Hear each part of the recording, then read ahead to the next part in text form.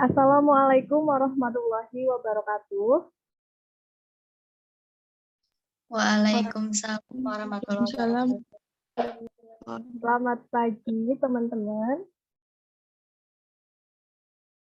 Gimana nih kabarnya? Pada sehat atau lagi nggak enak badan atau gimana? Sehat, Bu. Alhamdulillah sehat, Bu. Ya. Alhamdulillah sehat, Bu. Alhamdulillahirabbil alamin.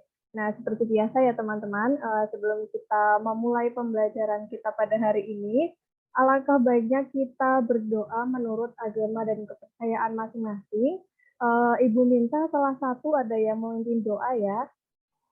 Silakan yang bersedia untuk memimpin doa teman-temannya.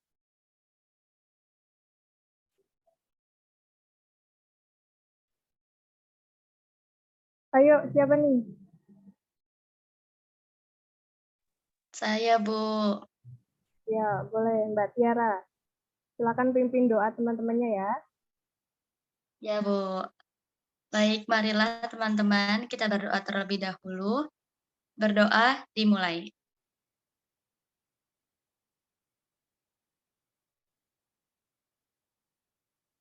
Berdoa selesai.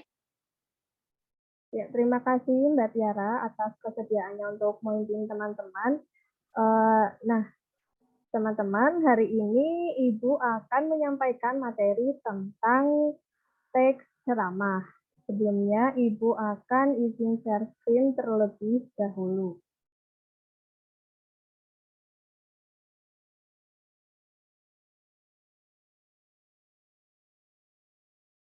Apakah sudah terlihat?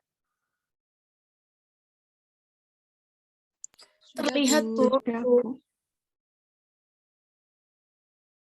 Ya, di sini ada teks ceramah bahasa Indonesia kelas 11 pertemuan pertama.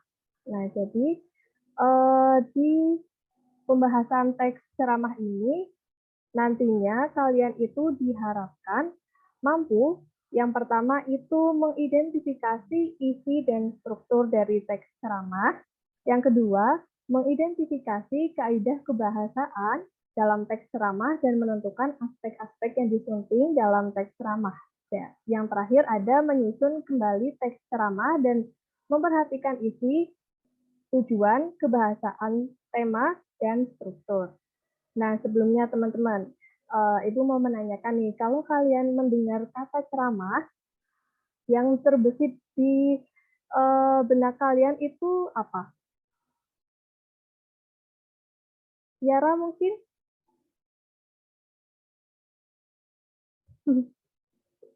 Apa, ayo. Acara formal, Bu. Ya, acara formal bisa jadi, atau acara keagamaan ya teman-teman. Nah, jadi ceramah itu biasanya dilakukan oleh pemuka agama seperti ini di agama Islam, ini ada di agama Kristen, dan bukan hanya itu saja yang ada di dalam teks ceramah yang bisa disebut teks ceramah, melainkan seperti pembina pramuka itu sedang memberikan amanatnya, itu juga termasuk dalam teks ceramah, dan juga ini pidatonya Bung Karno juga termasuk teks ceramah. Nah, yang selanjutnya itu apa sih pengertian dari teks ceramah? Nah, jadi pengertian dari teks ceramah itu adalah pembicaraan di depan umum yang berisi suatu penyampaian informasi, pengetahuan, dan sebagainya. Nah, ceramah ini disampaikan oleh orang-orang yang menguasai di bidangnya dan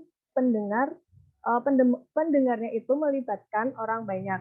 Biasanya teks ceramah ini bisa disiarkan secara langsung ataupun melalui media komunikasi seperti radio, televisi, dan media lainnya.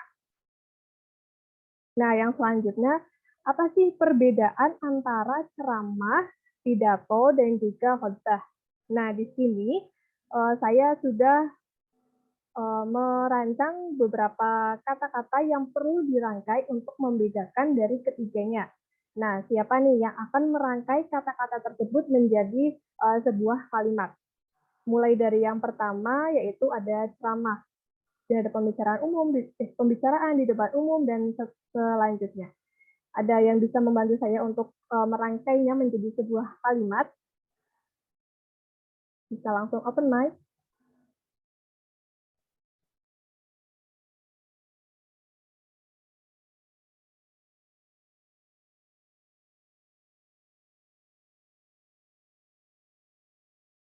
Saya, Bu.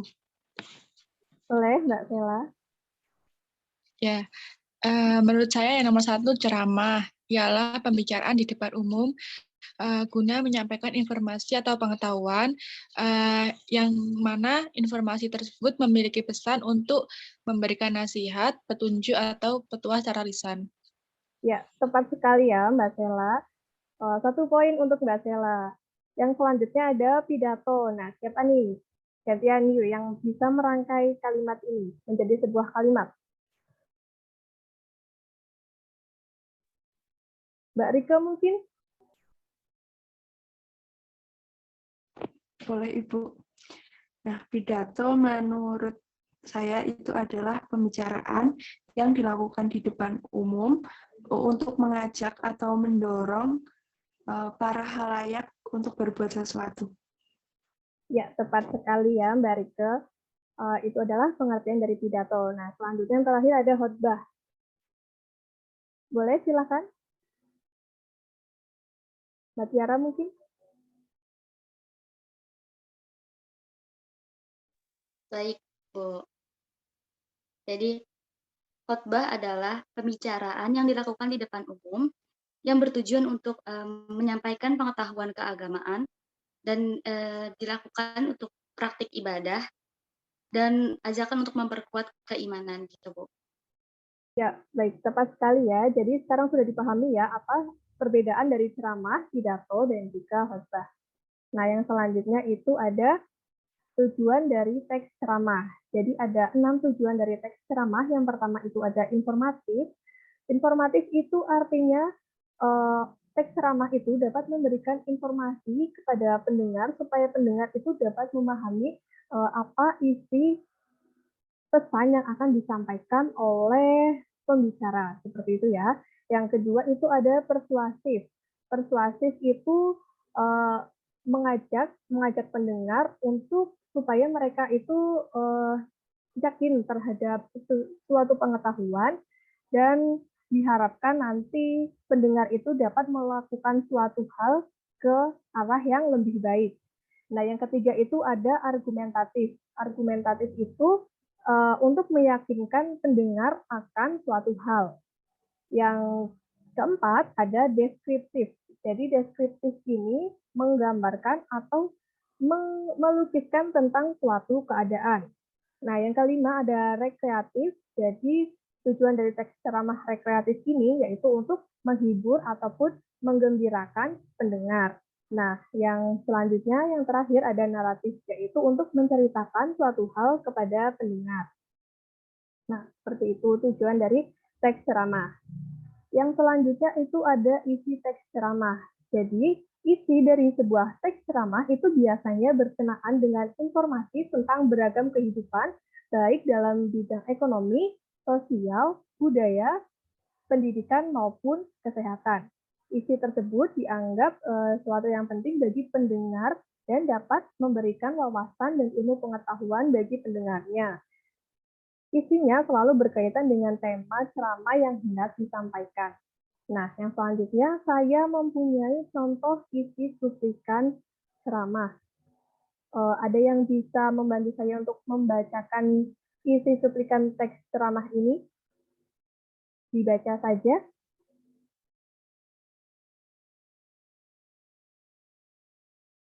Saya, Bu. Oke, silahkan. Kita telah menempel slogan-slogan tentang kebersihan di lingkungan sekolah kita. Misalnya menjaga kebersihan. Kebersihan adalah sebagian dari iman. Bersih itu indah, bersih pangkal sehat, dan lain-lain. Akan tetapi, apakah slogan-slogan tersebut sudah mengunggah kita untuk menerapkannya? Belum semua warga sekolah tergugah untuk mengamalkannya. Di antara warga sekolah, masih ada yang kurang peduli terhadap kebersihan lingkungan sekolah, sehingga masih terlihat sampah berserakan. Nah, ya terima kasih Mbak Tiara sudah membacakan. Ada yang tahu nggak nih teman-teman kira-kira intinya itu tentang apa ya? Intinya tentang apa? Ini mungkin Izin Bapak Ibu, ya boleh Mbak Rike. kurangnya kesadaran akan kebersihan lingkungan.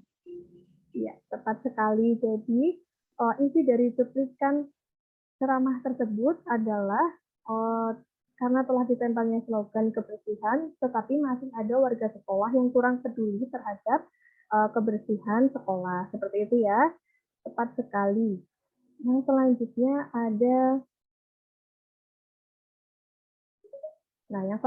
ada, struktur teks ceramah. Jadi, struktur teks ceramah yang pertama itu ada pendahuluan atau disebut dengan tesis. Nah, jadi pendahuluan ini berupa pengenaan isu, masalah, ataupun pandangan pembicaraan tentang topik yang akan dibahasnya.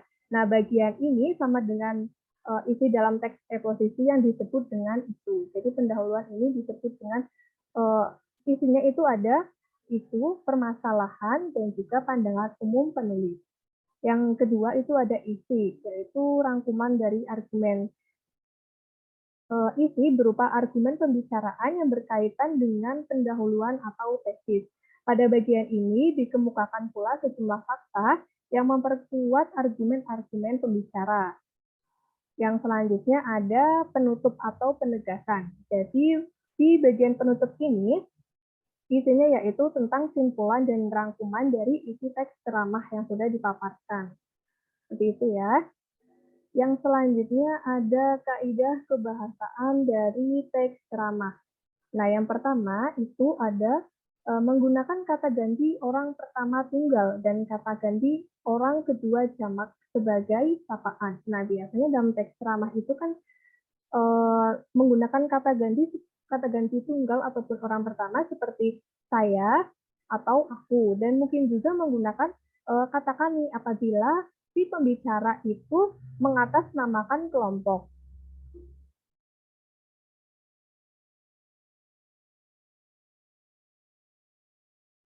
Teks ceramah seringkali juga menggunakan kata sapaan yang ditunjukkan pada orang banyak seperti hadirin, kalian, bapak-bapak, ibu-ibu, saudara-saudara, dan yang lainnya. Contohnya itu ada hadirin yang berbahagia, kalangan terpelajar, dan lain-lain. Yang kedua itu ada menggunakan kata-kata teknis ataupun peristilahan yang berkenaan dengan topik yang dibahas. Nah, jadi dalam penggunaan kata teknis ini tentang masalah kebahasaan yang menjadi fokus pembahasannya. Istilah-istilah yang muncul dalam teks tersebut itu apa gitu. Kalau misalnya tentang pendidikan, ada literasi, dan sebagainya. Nah, misalnya adalah seperti ini. Intensitas para siswa dalam memahami literatur sesungguhnya merupakan sarana efektif dalam mengakrabi ragam bahasa baku. Seperti itu ya teman-teman. Yang ketiga itu ada menggunakan kata-kata yang menunjukkan hubungan argumentasi sebab akibat.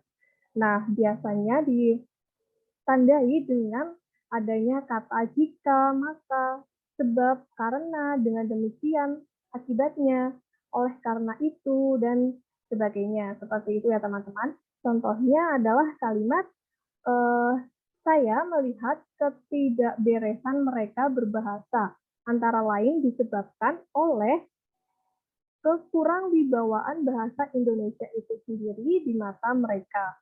Nah, seperti itu. Yang selanjutnya, yang keempat itu ada menggunakan kata kerja mental. Nah, kata kerja mental ini seperti memprihatinkan, mengagumkan, menduga, dan lain-lain. Seperti contoh, bapak-bapak dan ibu-ibu, prasangka saya waktu itu bukannya tidak memahami akan perlunya ketertiban berbahasa di lingkungan sekolah. Nah, seperti itu ya teman-teman. Yang terakhir itu ada menggunakan kata kerja persuasif. kata kerja persuasif itu seperti hendaklah, sebaiknya, perlu, harus, seperti itu ya teman-teman. Contohnya adalah kalimat dampak negatif lain dari adanya kemajuan teknologi adalah banyaknya terjadi kasus penipuan dengan menggunakan media sosial sebagai akibat dari teknologi yang semakin tinggi. Nah, seperti itu ya teman-teman. Yang selanjutnya saya akan memberikan sebuah tayangan video. Sebelumnya saya stop yang ini tayangan video teks ceramah.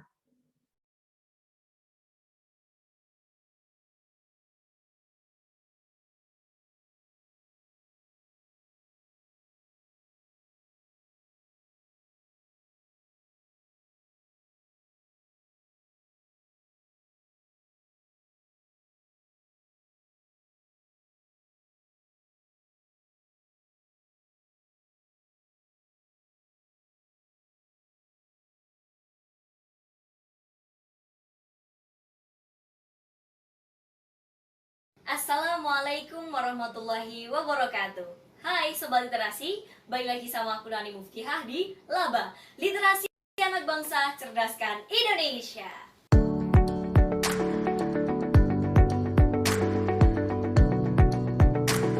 Untuk melakukan ceramah atau mempraktikkan ceramah, ya.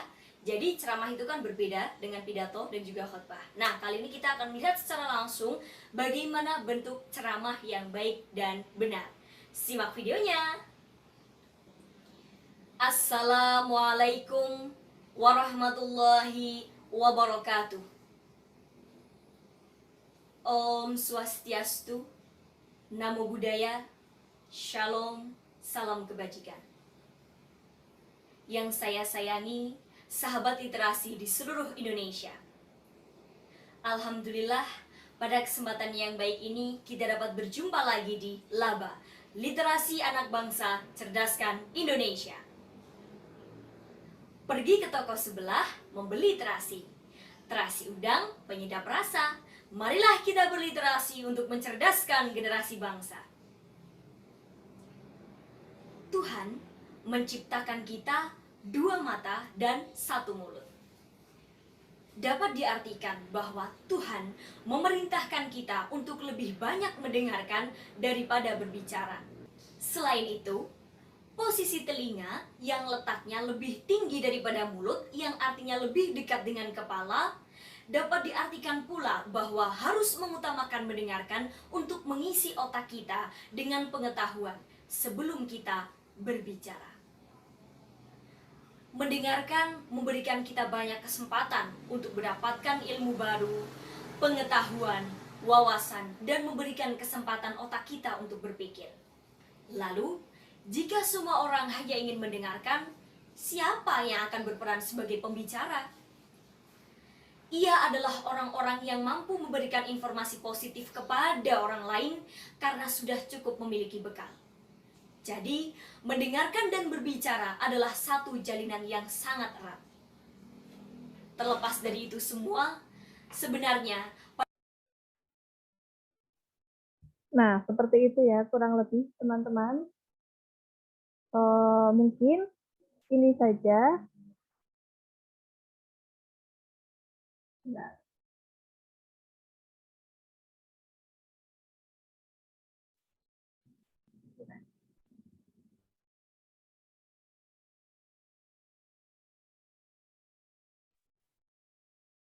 Sedikit lagi ya teman-teman. Jadi yang terakhir ini saya memiliki soal yang harusnya untuk tugas, tapi kita jawab bersama saja ya. Sebentar saya share screen.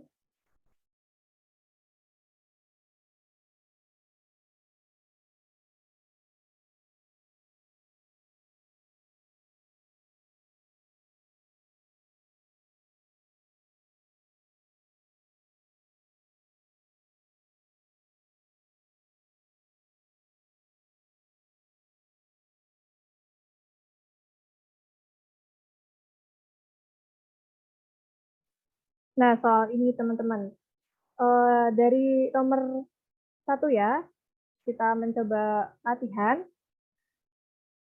Soalnya seperti ini. Literasi merupakan salah satu modal utama yang harus terus ditingkatkan dan seterusnya sampai dalam minat membaca. Teman-teman ada yang tahu ini adalah struktur teks ceramah apa? Boleh langsung menjawab? Pendahuluan, Ibu. Ya, betul sekali. Pendahuluan ya. Yang nomor 2,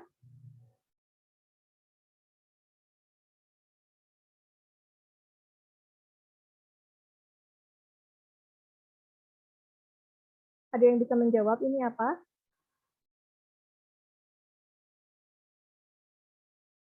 Pendahuluan, isi, atau penutup?